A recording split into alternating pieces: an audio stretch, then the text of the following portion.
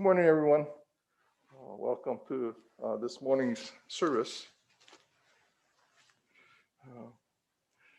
We'll begin this morning's service with Sambujo and the reading of Juseige. Please join us in Sambujo and Juseige.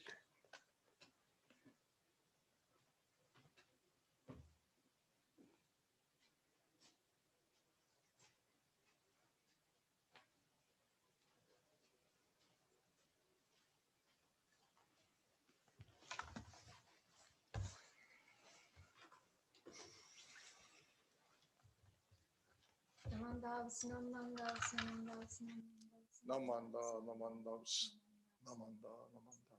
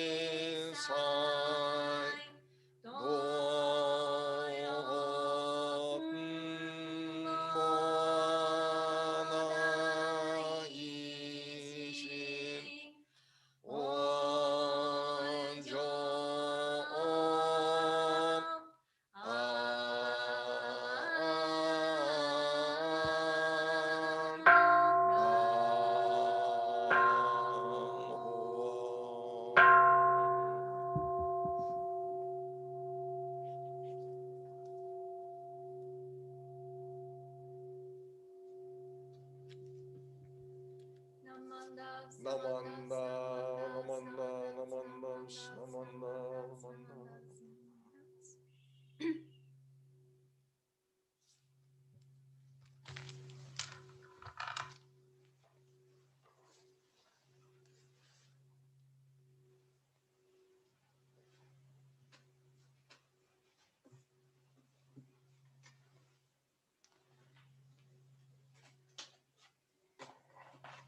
So let us read Golden Chain together. So hands together in Kansho. I am a link in Amida's golden chain of love that stretches around the world. I will keep my link bright and strong. I will be kind and gentle to every living thing and protect all who are weaker than myself. I will think pure and beautiful thoughts, say pure and beautiful words, and do pure and beautiful deeds. May every link in Amida's golden chain of love be bright and strong, and may we all attain perfect peace. Namo Amida Butsu. Namo Amida Butsu. Namo Amida Butsu. Namo Amida Butsu. Namo Amida Butsu. Thank you, everyone. Good morning, everyone. Thank you for coming, join us, join this service. So yeah, today is really cold, but it has been warm these days, right? However, the other day, my father in Japan sent me the picture of his house covered with heavy snow. He said that he needs to shovel snow almost every morning these days. Can you believe it? Yeah, he said that my 5-year-old nephew helped him to shovel snow and made a snow slide with him in the temple parking lot and played with him. It looks so fun. Since the village I grew up is located in the very countryside, it snows a lot every year, and population of the wild animal is higher than that of people. You can sometimes see passing wild boars, foxes, raccoon dogs, and monkeys, rarely bears. What animals normally live in the forest, right? But recently, it is hard for them to find foods in the forest, and they sometimes come out to our village for looking for foods. So when I was a child, there was a class to learn how to behave when we come across wild animals at school. Have you come across wild monkeys? I have, actually. And maybe some of you have seen them in zoo, right? They played with each other and groom each other and bathe into the hot spring at some zoo in Japan. Then they basically look so relaxed in the cage. But actually, wild monkeys are totally different from that in zoo. Different from monkeys in zoo, wild monkeys are more fierce because they need to protect themselves to survive in the nature. So if by any chance, when you see wild monkeys in the future, maybe in the forest or in your neighborhood, how should we behave? Do you know it? I'll teach you this morning. This is a very important thing you should remember. Don't stare at their eyes when you come across them in the wild, right? For monkeys, eye contact generally means hostile. They understood you are trying to attack them. So, on the other hand, monkeys who are used to being seen by human beings at the zoo don't mind even if humans see them. But remember, wild monkeys are very, very sensitive. When you see a monkey raising its eyebrows and staring and opening mouth to show teeth, having lips protrude to form round mouth like this. Yeah, be careful. They are not trying to kiss you. They are threatening you, right? Okay. So if you accidentally glare at the wild monkey in nature, lost the time to take your eyes off, don't suddenly look away, okay? Keep your eyes on it and slowly move back, okay? Yeah. They've never actually tried to make eye contact from other side because it is necessary for individual monkey to survive in the nature, and they sometimes required to fight over their territories and foods with other monkeys, even with the family. On the other hand, making eye contact with each other is very special for human beings, for us, to build good relationships and reliability with someone. So eye contact is kind of sign of trust between us human beings.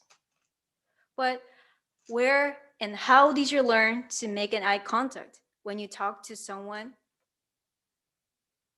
Maybe we might have been almost same with monkeys when we're just born into this world. We are born in this world without knowing anything at all in the beginning. We didn't know how to work, how to eat food by ourselves, and how to speak. So when you get angry, when you feel uncomfortable, we didn't originally know how to tell your feelings or your anxiety to your parents. All all we could do is just to cry. Every time we cry for help, I believe there are always your parents. There are always by your parents, grandparents, brothers and sisters, and teachers to take care of you and calm you down besides us. I believe they have naturally continued to tell us and wish us that we can rely on them and through making an eye contact with each other. So we have naturally learned it through the communication with your family, teachers, and friends, and so on.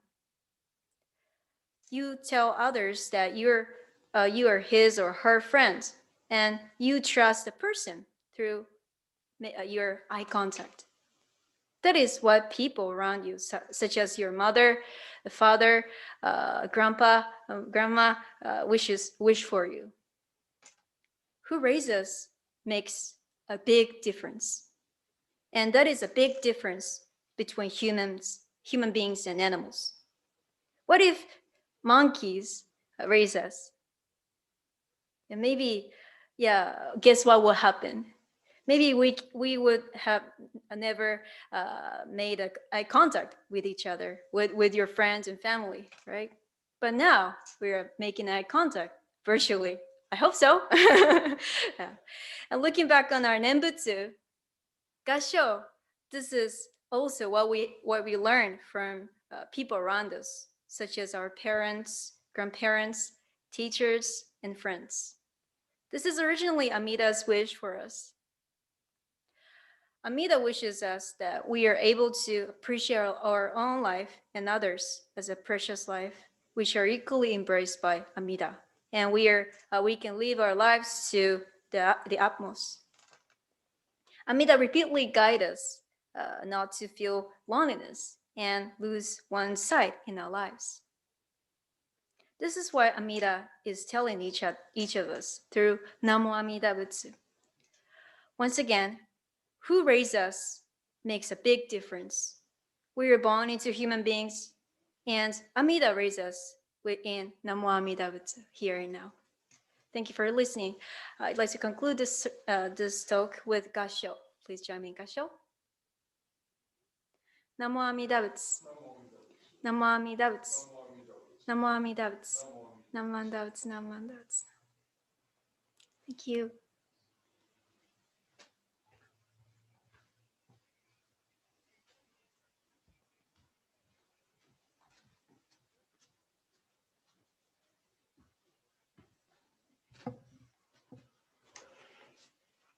Thank you, Sensei, for that wonderful Dharma message. She's off now to Dharma school.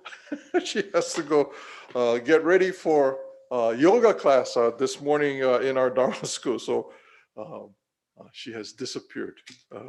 Thank you very much, everyone, for joining us again for this Dharma school service. Next week, we continue with our regular services, morning services. Our speaker on January 31st, morning service will be myself, and then the 10:10 service will be Sumi Hatanabe. Today, at our 10:10 service, our speaker is Michael Jones. So if you are interested or can join us for that service, please do so. It'll start at 10:10 this morning. Again, thank you very much for joining us. Stay safe. It's going to storm on next couple of days. So stay dry. Please take care of yourselves. Take care of one another. We should be mindful of how our behavior affects the world around us. Mindful of that. We are grateful for what we can experience ourselves. Thank you very much. Please join in Gassho. Namo Amida Butsu. Namo Amida Butsu. Namo Amida Butsu. Namo Amida Butsu. Thank you, everybody. See you next week.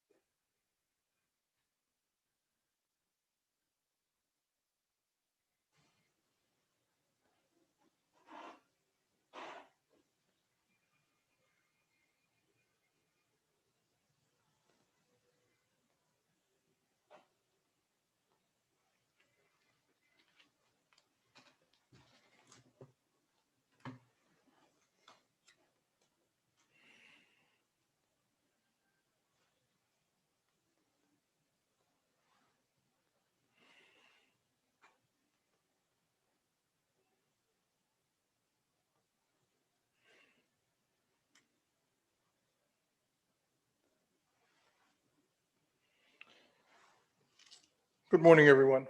Welcome to this morning's service. Thank you for joining us. As we begin this morning, I would like to start with the reading of Sambujo, followed by Sanbutsuge. Sanbutsuge is a gata that's found in the larger Pure Land Sutra.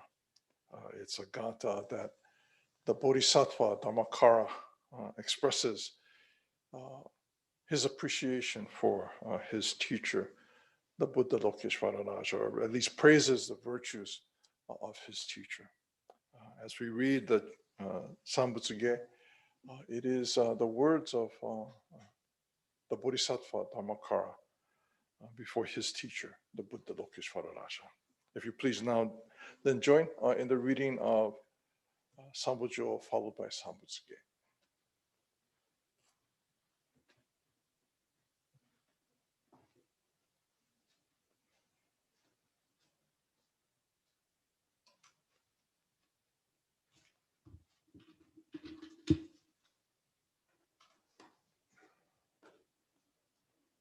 Namanda, namanda, namandos, namanda, namanda.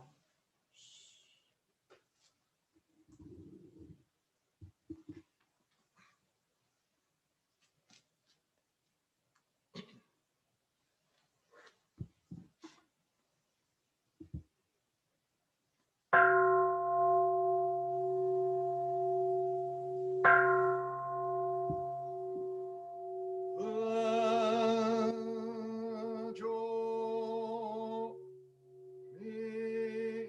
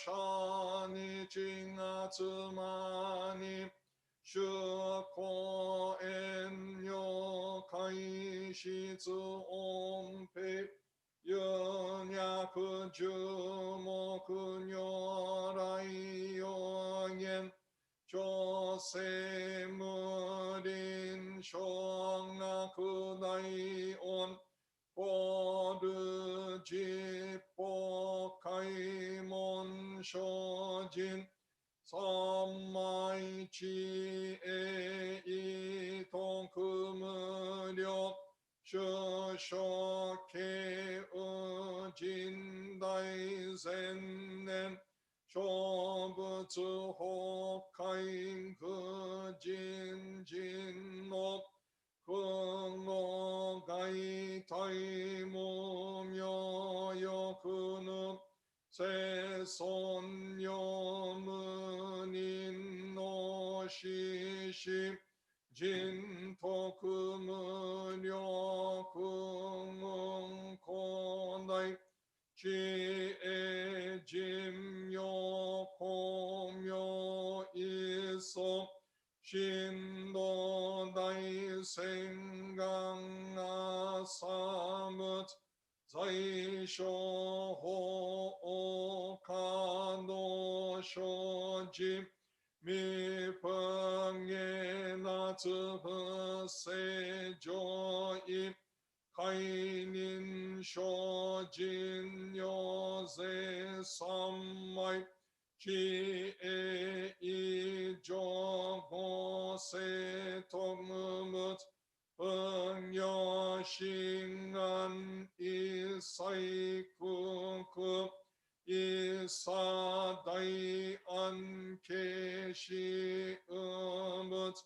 yaku sen no kumam huryo dai sho shunyo goja kuyo isai chito shobutsu hunyo no kensho funyaku hinyo goja shobutsu sengai bufu kange mushu setsu no Homyo shi sho hen shi shongo yose shojin ijin nan ryo yonga sabutsu ngokuno dai ich ngoshu kimyo dojo joses kokunyo nai onni mutoso nato aimin do natsu isai jipporai shoshin netsu shoujo itonga kongu keraku annon Kobutsu shimyo zenga shinsho Potsungan no hiriki shoshoyo Jimmo se sonchi emonye Joryo shi sonchi nga shinyo Kenyo shin shi shoku no kuchu Gangyo shojin ninja hake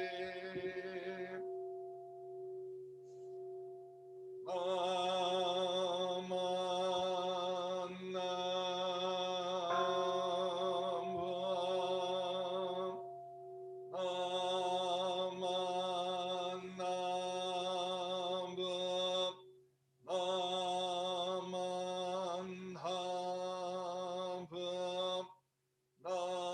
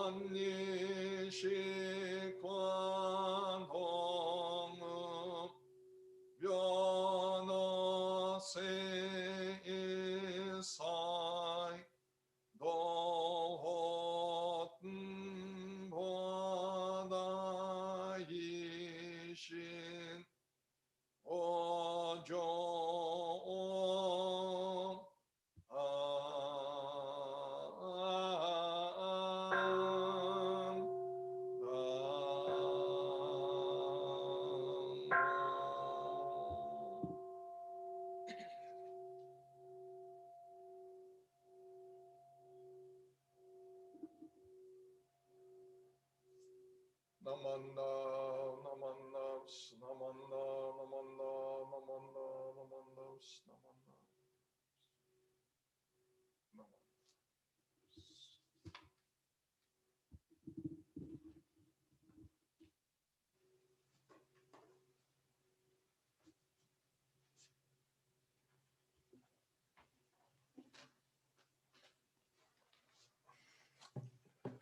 Once again, good morning and welcome to this morning's service. You may have noticed that Mikame Sensei is not here in the Hondo with us this morning. She was here for our Dharma school service, but this morning she's doing yoga with the Dharma school students over their Google Meet, I think. So she's in another location doing her yoga class with Dharma school students. You may know that Mikame Sensei has been doing yoga classes almost, well, since the pandemic started, I guess. Yeah, and so it's been almost a year, Saturday mornings at 10 o'clock. She alternates with a friend. They do yoga and chair yoga, which is a form of yoga that you actually just sit in a chair and do these various exercises. So she's off in another room right now doing yoga with our Dharma school students. This morning, we're fortunate to have, again, someone who has been a part of our temple for a long time and has made great contributions to sharing the Dharma here at the Betsuin and elsewhere as well. Michael Jones is a minister assistant, and he joins us this morning for the Dharma message in this service. So, Michael, if you would please. Thank you, Sensei. Good morning, Michael. Good morning. Good morning, everyone. So if I could have you start, please join me in Kansho.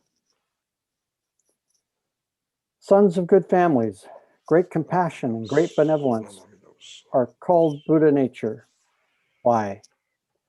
Because great compassion and great benevolence accompany bodhisattvas just as shadows accompany objects. All sentient beings will ultimately and surely realize great compassion and great benevolence. For this reason, I make the remark, all sentient beings have Buddha nature. Namo Amida Butsu. Namo Amida Butsu. Namo Amida Butsu.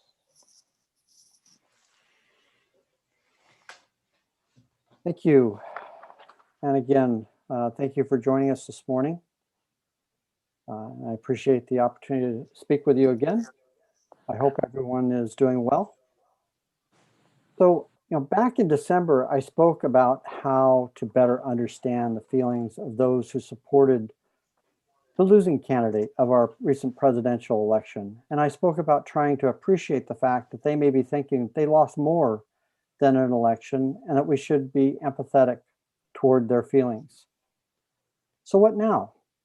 Since then, we've seen our country attacked from the inside. While there have been a lot of those who were disappointed with the election results now denouncing the actions of the extremists, there are still deep divides. A lot of people in this country, including many of us, are feeling that we are right, and yet our country have been wronged. How do we move forward? Does the Dharma provide us with the answer? Is there something specific to Jodo Shinshu that can help us here? By now, most of you have been around long enough that you know that there is no book or sutra that contains all the answers that we seek. There is no person, past or present, that has the perfect solution to our condition. So what is our path forward? I want to start with what I feel is missing from the current dialogue. What are the common elements that seem to explain at least a substantial portion of the current unrest in our society and in our country? There are many aspects to our current societal issues. Even those of us without advanced degrees in psychology could make a long list of the problems between people and groups of people that need to be addressed in today's world. What comes to the top of your mind? Do the recent events in Washington, D.C. rise to the top? Or is it the behavior of people with regard to the pandemic that comes to mind? Maybe you remain focused on the racial issues that occupied so much of our thoughts in 2020. It could be that the general state of the political landscape in the United States is of concern to you. But whichever of these is top of mind, each of them probably occupy at least a part of your thoughts.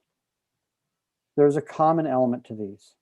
As a society, we have lost the ability to trust people, our friends, our neighbors, police, politicians, the media, to do the right thing. Even the more trusting among us may feel betrayed or let down by one or more of these groups of people. We may not typically spend our time thinking about who we do and do not trust, but it plays a part in our perspective regardless of how much we tell ourselves that we are trusting individuals. When trust is missing, we can often feel that it is our failure. Why don't I trust him to do the right thing? Why have I lost faith in that group to support the issues I thought were important to us? But before you get into a never-ending cycle of self-recrimination, remember that trust requires bilateral investment. It's not unreasonable for us to stop trusting people or groups who violate the principles of our relationship, the laws of our country, or the norms of our society. It's not your failure to trust that is the issue. This is made all the more difficult by the piling on of all these events at the same time.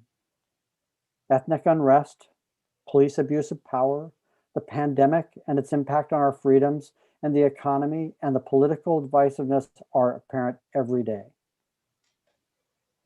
As all of these issues persist, combine, and feed on each other, another consequence is a loss of empathy. Isolated as we are in our homes, we focus more on our families and on ourselves. Our world becomes smaller.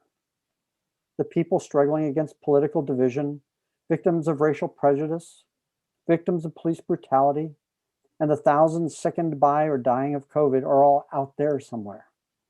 They are on our TV, not in our home. And since we're not at work or church or attending public events, our world has never physically expanded to include others. With a Zoom call, you have the ability to tune out to anyone or everyone on the call, so you can, if you so choose, be distant even as you participate in a virtual group. With this separation, this isolation, we begin to lose touch with what is happening to others. We focus instead on what is happening to ourselves.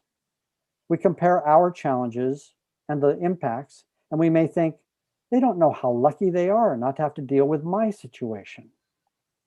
We lose that rallying cry of we're all in this together.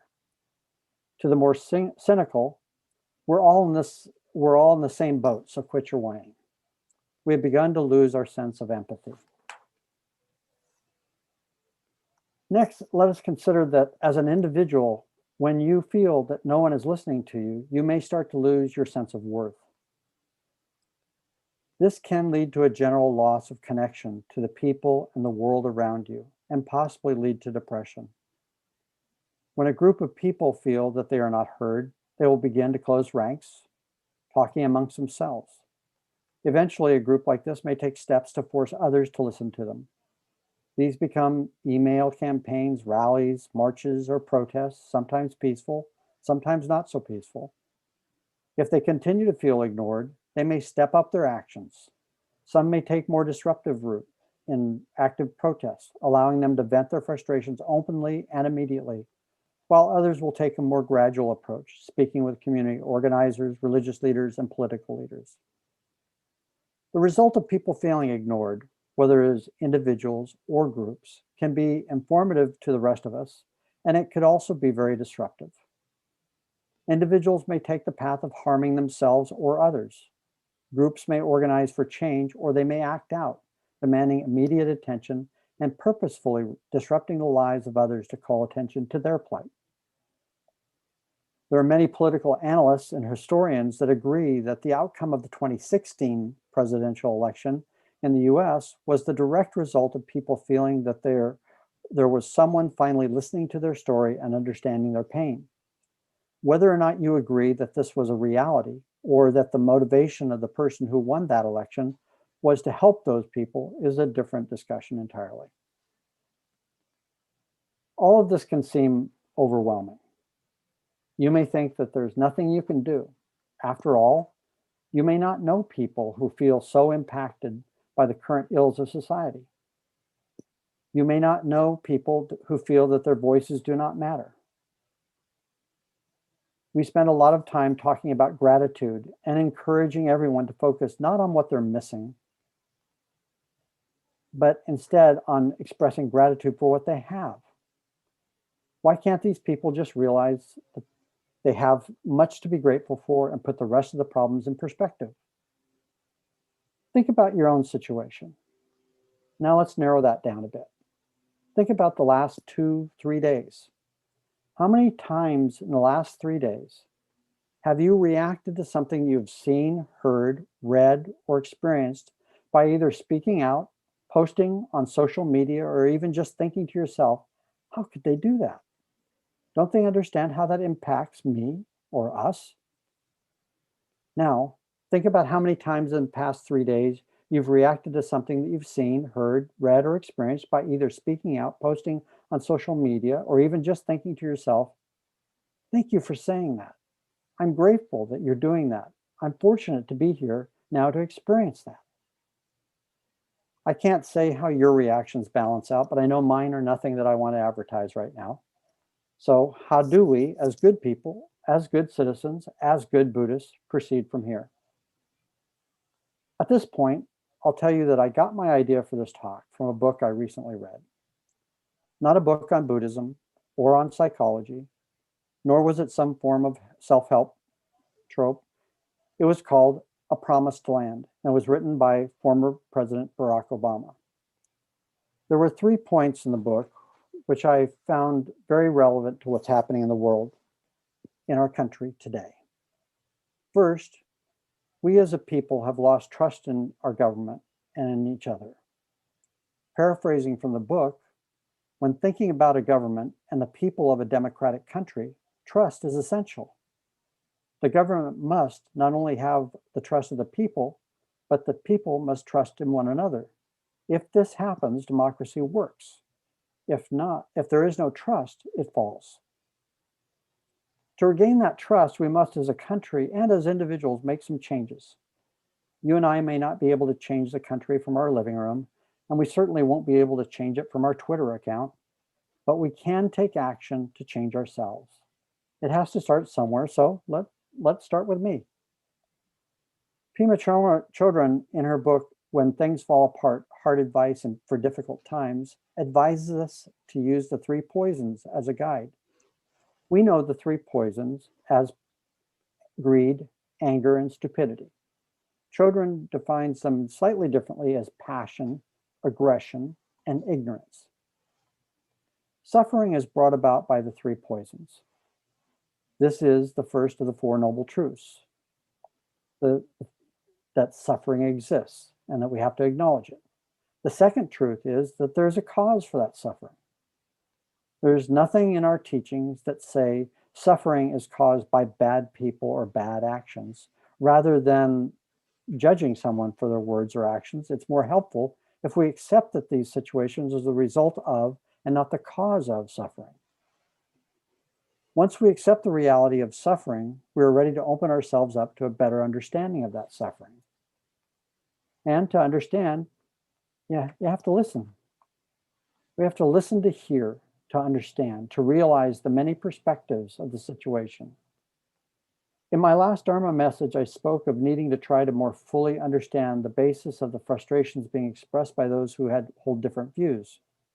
Listening is essential to that process. We are listening not to respond or to help point out the error of someone else's logic. We are not trying to get them to see our point of view or to change theirs. We are simply trying to better understand. By doing this, we are allowing them to be to be heard. We are giving them the opportunity to be recognized as an equal member of society. President Obama suggests to be known, to be heard, to have one's unique identity recognized and to seem as worthy. It is a universal human desire, just as true for nations as it is for people. Now that we're listening, we have information we need to be able to empathize. Remember that empathy and sympathy are two different things.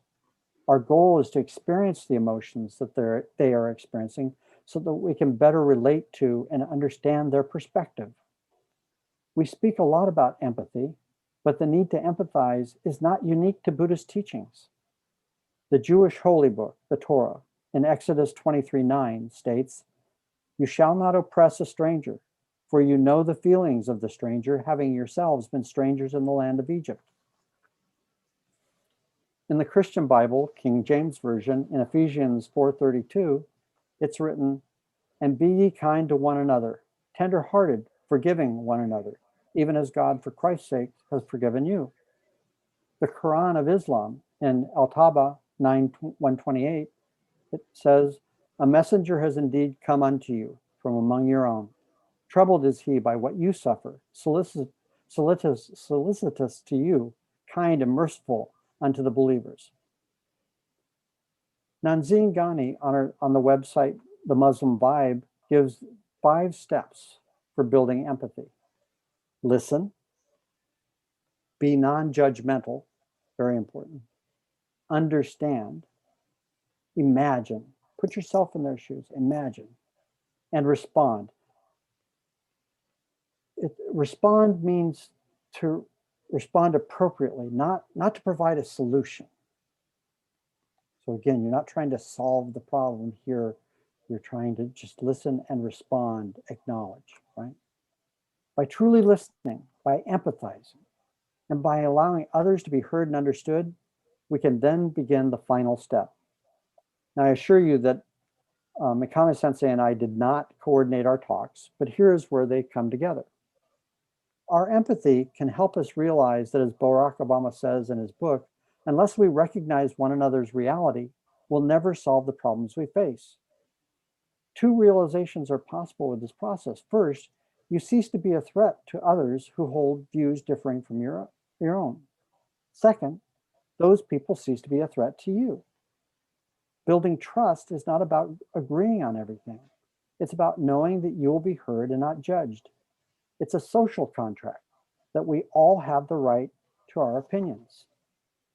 Once established, that trust can further open the channels of communication. And this is the only point at which it becomes possible for change to take place. So you maybe remember what I said at the first part of the talk, that there's no book or sutra that contains all of the answers we seek. There's no person or past or present that has the perfect solution to our condition. Maybe now you can see that my earlier statement was probably misleading. In fact, though there is no one sutra or book that contains the answers, the teachings of the Dharma do provide us with guidance, and they do help us better understand how to see through the illusions brought about by our preconceived notions, our filters based on what we have been taught, told, or what we have experienced. And while there is no single person, present or departed, who has the perfect solution, the issue is not the absence of that person, but rather our approach to solving our problems. First, there is no perfect solution. Simply put, life is too messy for that. But there are groups of people and individuals who can help us. The Sangha is here for you. The Sangha is here for us. I put my faith in Sangha, one of the 3 treasures. We are here to listen. We are here to understand and help you to understand. The Sangha can make you feel heard and allow you to express your thoughts, your fears, your anger or disappointment. We are here to celebrate your existence. There are individuals, whether it's a family member, a friend, or a professional trained to deal with the struggles of someone looking for answers. And our ministers are here as well. They can listen, offer insights based on the Dharma, and offer perspectives based on their own experiences. But there's one more person. This is the most important person to help you find your way forward. They know your fears. They know your thoughts. They have your best interest clearly in mind, and that person is you. Just to start each of our journeys to dealing with the issues around us is to start with putting trust in ourselves. Take time to understand your own feelings, acknowledge your own concerns, and recognize your own desires. Before you can empathize with the plight of others, you must first give yourself that same freedom to have feelings, emotions, and concerns. Don't judge, just acknowledge them. Once we can empathize with our own situation and we can trust in ourselves, we then have the strength to reach out to others, showing them the empathy that they need and providing the environment of trust that is needed to heal and move forward. It is a circle of trust. It's a circle of understanding. It's a circle of compassion. The more cynical among us would say that a circle is simply a line taking us nowhere. But the Dharma provides us with a much more realistic perspective. Everything, everyone is interconnected. This circle allows us to expand or contract as the situation requires. We can stand together tightly to keep the threats at bay, and yet we can open ourselves up to new experiences, new people, joining us on the path to the Pure Land. But it all starts with one individual. It all starts with each and every one of us. Please join me in Kansho. Namo Amida Butsu. Namo Amida Butsu. Namo Amida Butsu. Thank you, everybody. Thank you, Michael. Appreciate your Dharma talk this morning. As we bring this service to a close, I'd like to remind everybody that we are here every week during these services, these difficult times, offering these services. And as Michael mentioned, we are a Sangha, even though we are separated because of this pandemic, but we still are a part of a Sangha, a group of people that you can rely on and hopefully find the opportunity to think about and reflect upon how we interact with the world around us. Again, thank you very much, Michael, for your Dharma message this morning. If you please join me, Kansho. Namo Amida Butsu. Namo Amida Butsu. Namo Amida Butsu. Namo Amida Butsu. Thank you, everyone. I hope to see you next week again. Thank you.